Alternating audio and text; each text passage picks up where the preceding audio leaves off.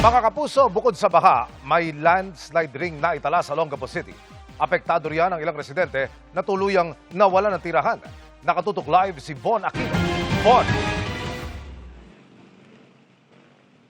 Emil, ilang residente ang nawala ng tahanan matapos mabagsakan ng debris mula sa landslide na idinulot ng walang tigil na pag-ulan dito sa Olongapo City.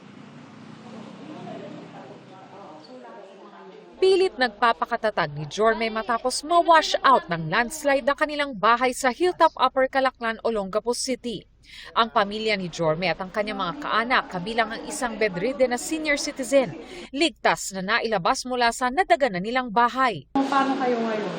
Yun ang hindi po namin alam. Kung makabangon, edi sige.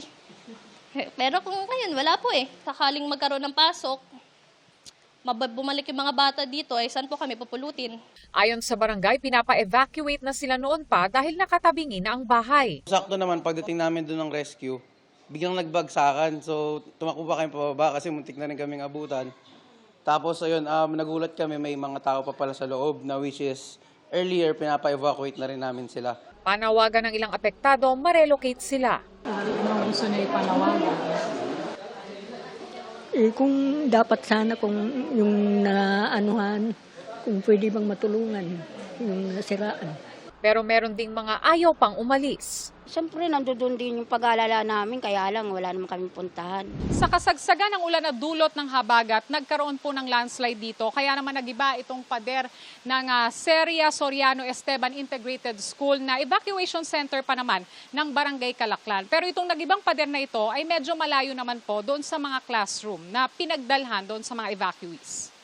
Sa Barangay Barreto naman, nagtumbahan ang mga puno, poste ng kuryente at ilaw dahil din sa landslide sa National Highway. Dahil sa kalakasan na ng ulan, walang tigil na ulan.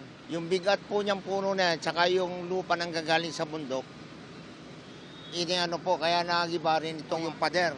Isang fruit stall at e-trike din ang nadamay pero mabuting walang nasaktan.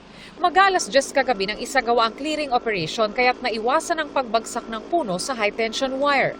Nagkaroon din ng pagguho sa Skipper Beach National Highway. Pati sa Purok 3 at Purok 4 Upper Calaclan at Sika Purok 3 Upper Calaclan. Sa Acacia Street, Barangay Gordon Heights, may kasamang putik ang baha kahapon, kaya pahirapan sa paglilinis ang mga residente. Wala pa kaming tulog dahil sa baha. 2 beses na tumaas ang tubig kahapon, halos sa gabewang. Hiling ng ilang residente ituloy-tuloy ang dredging sa ilog dahil patuloy ang pagbaba ng lahar mula sa bundok.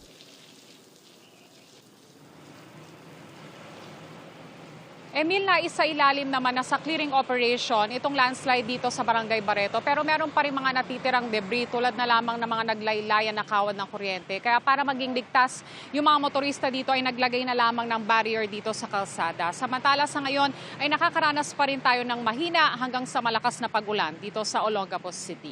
Emil? Maraming salamat at ingat kayo. Von Aquino.